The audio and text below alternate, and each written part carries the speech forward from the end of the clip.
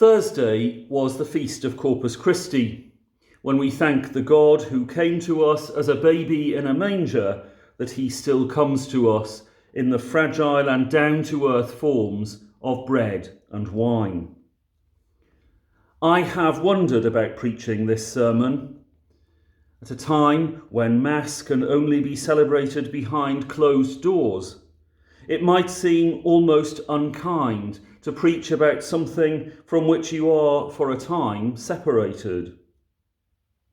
The day will come, and we long for that day, when we will once more gather as God's people around God's table and share in that foretaste of the heavenly banquet to which each of us is invited. So I thought that it would be all right to preach the sermon.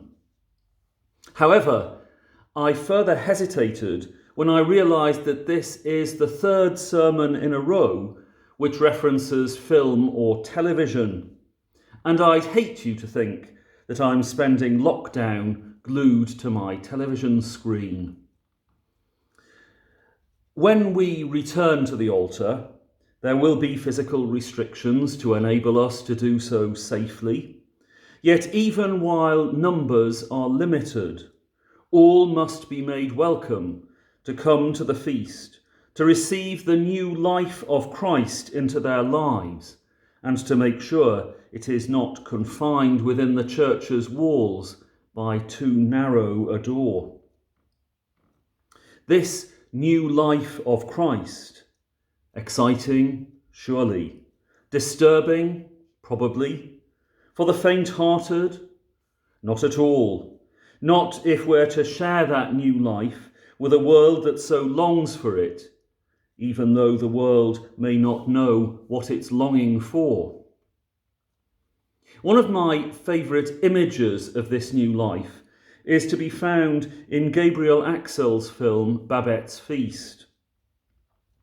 On a small island in Denmark in the late 19th century, two sisters, Martine and Philippa, whose father is the local pastor, lived at the centre of a puritanical community for whom the material world of God's creation was merely a source of temptation and distraction from God. Martine met Lorenz Löwenheim, a dashing, young, and ever so slightly unsuitable officer. Lorenz fell in love with her, but because of her father and because of the life Lorenz was to lead, Martine knew that she could never love him, and so he left the island, apparently forever. The following year, Achille Papin, a Parisian opera singer, heard Philippa singing in church while he was staying on the island. Entranced by her voice, he offered to give her singing lessons in the hope that she would one day sing in Paris. During one of her lessons, they kissed, and Philippa, unnerved, told her father that she no longer wished to have lessons with him, and soon Papin too left the island. The life of these isolated disciples went on uneventfully until 15 years later, Babette arrived on the island, a refugee from the war in France. Commended by Papin to Martine and Philippa, she worked as their cook and maid, sharing their poor and simple lifestyle and diet. Meanwhile, during her stay on the island, a friend had regularly bought a ticket to the lottery. Yes, even in 19th century France, people were staking their future on the lottery. Well, for her, it was more than maybe, just maybe. She won, and she won big time. The sisters and their congregation were deeply alarmed at the prospect of Babette returning to France with her newfound wealth. But Babette wished to share her fortune with them, and she asked that she might be allowed to prepare a banquet to celebrate with them. Reluctantly, the sisters agreed. Shipments of extraordinary ingredients, wine, fowl, and even a live sea turtle arrived on the island. As the day of the banquet drew near, one of the members of the church asked permission to bring her nephew, now General Löwenheim. So Lorenz returned to the island for the feast. There were 12 gathered round the table, with Babette in the kitchen.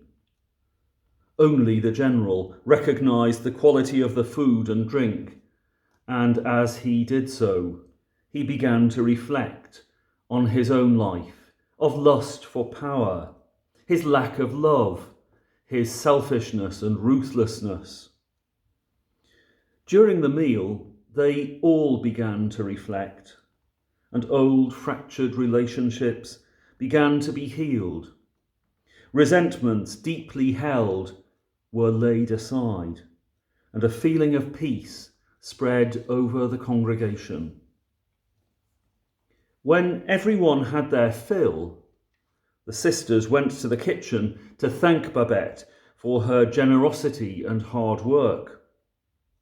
And they were amazed when Babette shared with them the news that she would not be returning to Paris, but that she had spent all of her great fortune on this magnificent feast. She revealed to them her true identity as the great chef from the Café Anglais, known throughout Paris for her culinary genius, but hidden these years on this life-denying island. It's very easy to live our lives on life-denying islands of our own creation. Easier, perhaps, than building islands of life and love. As Babette's feast for that congregation, so when we gather again around the altar of God, we find ourselves engaged in the essential ritual through which we find and learn who we are. The liturgy is our effective social work and social witness. In the Mass, we see clearly the marks of God's mission in the world as we are sent out to share the healing and peace that we find with one another, with all who long to know healing and peace in their lives, in their families, in this world. When we allow ourselves to be found around his table, we find the fullness of life that can be found in no other place, at no other time, and in no other way. And finding it, we can do no other than share with others what he has shared with us. Come, risen Lord, with healing in your wings, and make yourself known to us in the breaking of bread.